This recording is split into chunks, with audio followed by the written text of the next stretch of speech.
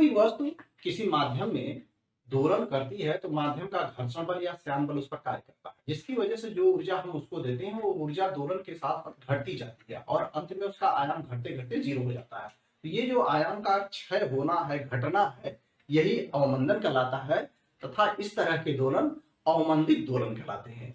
तो आयाम में जो कमी होती है उसको अवमंदन, डैम्पिंग कहते हैं, और ये जो इस तरह के ऑसिलेशन होते हैं उसको डैम्प्ड ऑसिलेशन कहते हैं। तो परिभाषा ये है, जब कोई वस्तु वायु या अन्य माध्यम में दोलन करती है तो वस्तु की गति के विरुद्ध कोई घर्षण बल या विरोधी बल कार्य करता है, जिसके कारण दोलन करती वस्तु की ऊर्जा क्षय होती जाती है तथा वस्तु के दोलनों का आयाम कम होता जाता है तथा अंत में शून्य हो जाता है।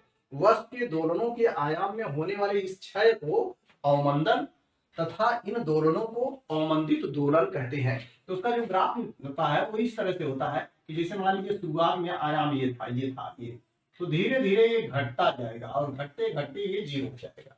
तो इस तरह के जो दोलन है वो अवमंदित दोलन कहलाएंगे।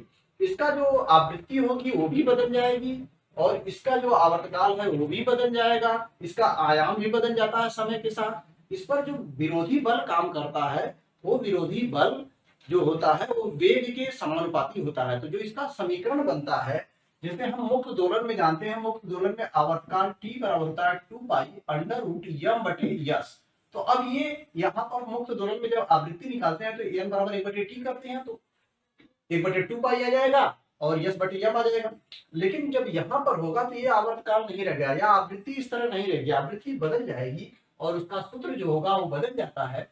तो जो आवृत्ति बदलती है और जो आयाम बदलता है उसको हम देख लेते हैं पहले कि कैसे इसका जो समीकरण लिखते हैं। वो समीकरण इस तरह से होता है, यम d2 y बटे dt2 माइनस आर dy बटे dt और माइनस यस वाई बराबर 0 प्लस यस वाई बराबर 0। ये इसका समीकरण होता है।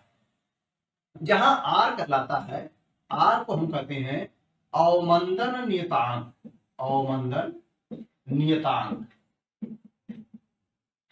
या डैम्पिंग कांस्टेंट। यस वही जो स्टिफनेस ऑफ द बॉडी होता है, यस वस्तु की कठोरता कहलाता है, वस्तु की कठोरता, वायु विस्थापन है। तो ये समीकरण होता है। अब इसका हल जब हम लेते हैं तो हल इसका ये आता है, वायु बराबर, इसका जो समीकरण का हल होता है वायु बराबर ए साइन ओमेगा टी नहीं होता, वायु बराबर हो जाता है ए ई के पावर माइनस के इंटू टी।